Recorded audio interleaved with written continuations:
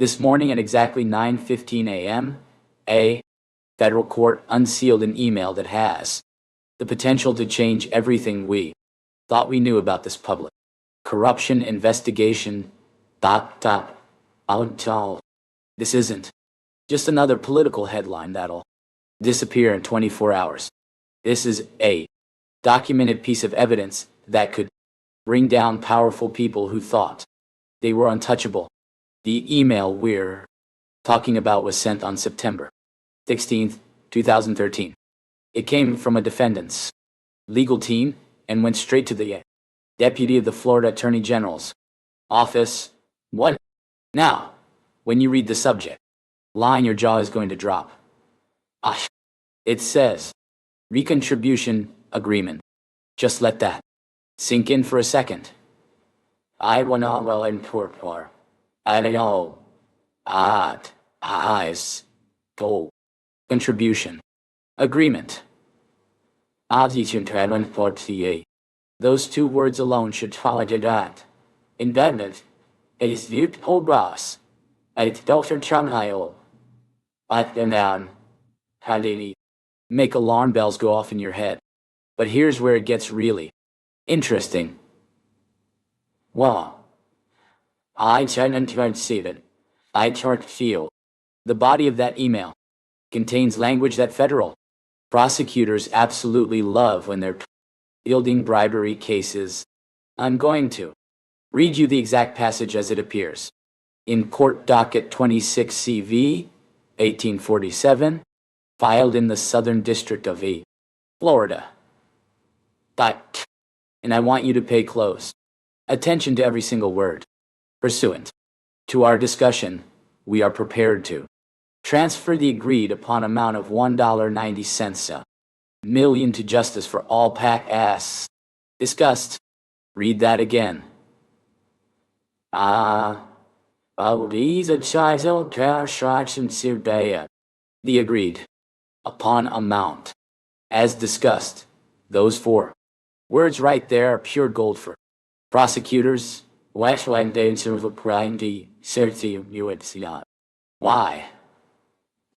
Because they're direct evidence of a prior negotiation. They prove that people sat down, had conversations, and hammered out a specific payment tied to a specific outcome. Now, before you roll your eyes and think, oh great, another political hit job, let me stop you right there. This is not some leaked document that got slipped to a journalist in a parking garage. This is not anonymous sources or rumor mill gossip. This is an official court exhibit that was unsealed by federal judge order in January 2026. I said,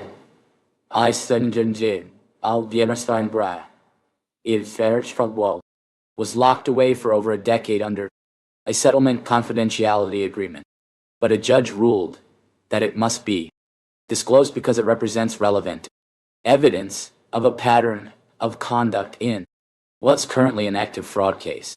Think about that. A federal judge looked at this email and said, yeah, this needs to see the light of day because it shows a pattern. That's huge. Here's, well, what makes this even more explosive. This email was sent exactly 72 hours before Florida Attorney General Pam Bondi announced that her office was closing an investigation into alleged business fraud. And this wasn't some minor investigation that just started last week. This was an active investigation that had been running for 6 full months. An investigation that involved 23 sworn complaints from actual Florida residents who said they'd been defrauded. Sure, I'm going to walk you through exactly what happened before this email was sent, what happened immediately after, and what federal bribery law says about this whole sequence of events. Because when you see the timeline laid out, you'll understand why I'm saying This isn't coincidence. This is coordination. This is a playbook. I'll be tracking this case closely as more documents surface in what's now becoming a serious federal investigation. If you want analysis that's based on actual court records and statutes, not media spin, not political talking points, not someone's opinion, then you need to subscribe to this channel right now. Let me start from the beginning and show you exactly how this all went down, because the timeline here is absolutely damning. January 2013. Pam Bondi takes office as Florida Attorney General. She's now the state's chief law enforcement officer, with full authority over consumer protection cases. She's got the power to investigate fraud, bring charges, and protect Florida residents from scams. February 2013, her Consumer Protection Division starts receiving complaints from Florida residents about a business education program. These complaints alleged fraud in what was basically a real estate seminar scheme.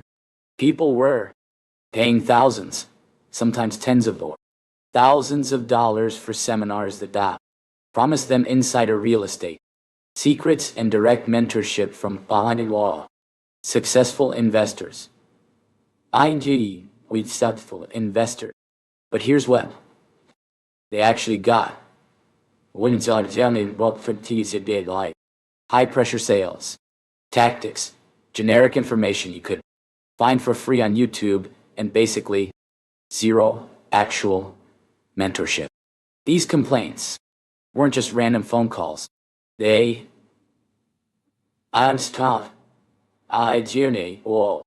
were documented in official attorney general case files. The case number is CP 2013-847. That file is now public record, which means anyone can go look at it. March 15th, 2013.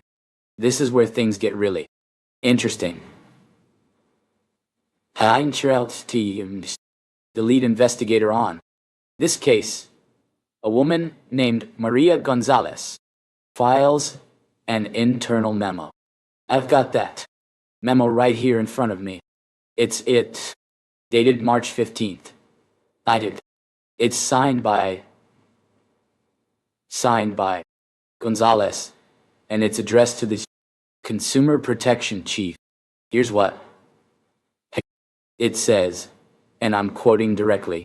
Based on complainant affidavit and documentary evidence, I recommend opening a full investigation for violations of Florida Deceptive Trade Practices Act.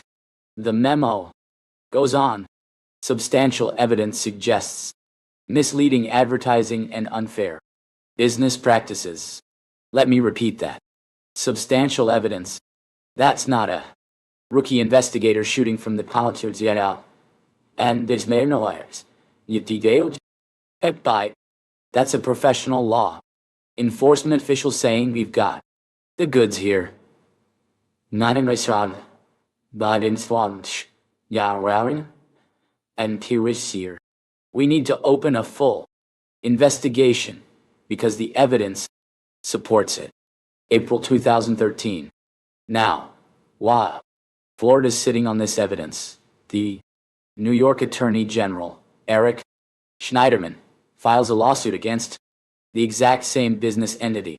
He's seeking $40 in restitution for defrauded students. This case is making national news. Schneiderman's got dozens of complainants, internal business documents showing the manipulative sales tactics, and testimony from former instructors who are willing to blow the whistle. And here's the kicker. Florida has the same type of evidence, same scheme, same tactics, different state. May 2013. Bondi's office schedules depositions of 4 corporate executives. For July 2013. This is standard investigative procedure. You get the no or ask for, you get the one short. Executives under oath. You sit them down in a room with court reporters, and you ask them detailed questions about the quantum. Business model, the advertising, the ad, instructor qualifications, everything. June 2013. Suddenly, those depositions get postponed. The official reason given is scheduling conflicts. Okay, fine. Scheduling conflicts happen, right?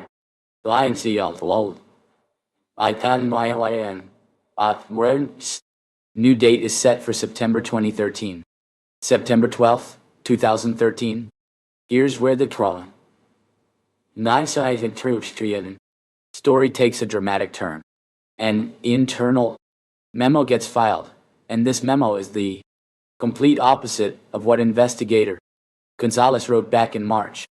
This one recommends closing the case. The Dara Orange or they are all language is super brief. After review, insufficient evidence for state enforcement action.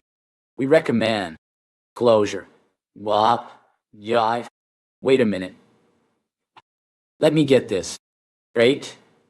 I surgeons on the easy. Wad, I return south of In March, the evidence was substantial.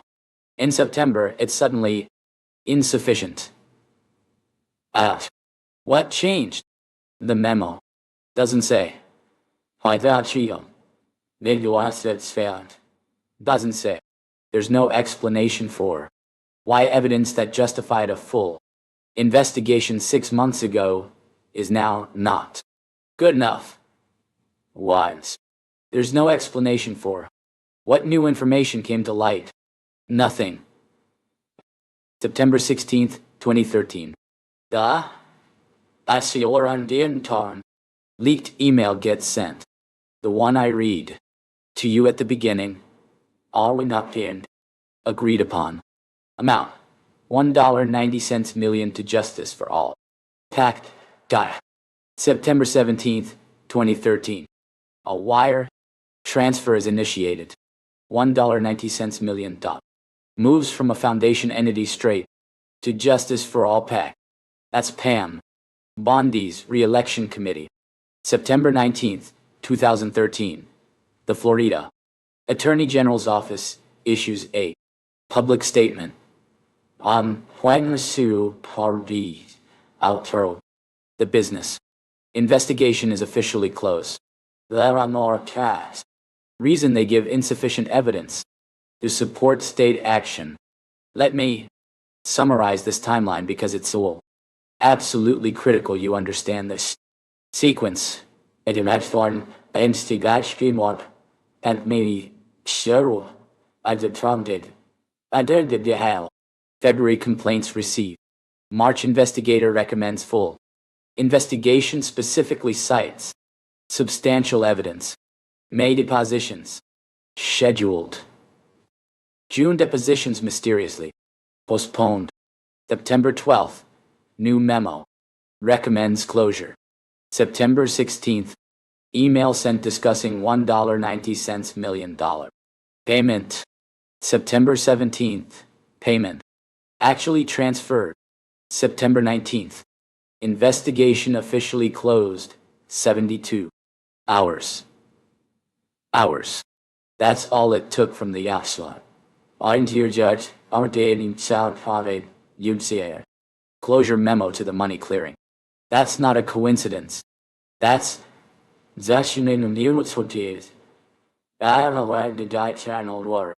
coordination. Now, let me show you what federal bribery law says about sequences like this, because understanding the law is crucial to understanding why this email is so explosive. The statute that Hunnies applies here is Title 18, United States Code, Section 2011. This is the federal Bribery statute. It kicks in when state officials are involved in matters affecting interstate commerce. Since then, this business entity operated in multiple states. Interstate commerce is clearly established. Here's what Section 2011 says, and I'm reading you the relevant portion word for word. Whoever, being a public official, directly or indirectly, corruptly demands, seeks, receives, accepts, or agrees to receive, or accept anything of value in return for being influenced in the performance of any official act shall be guilty of bribery. Let me break that statute down into the three elements that prosecutors absolutely must prove to win a bribery case style. And 3. Element 1. Public official.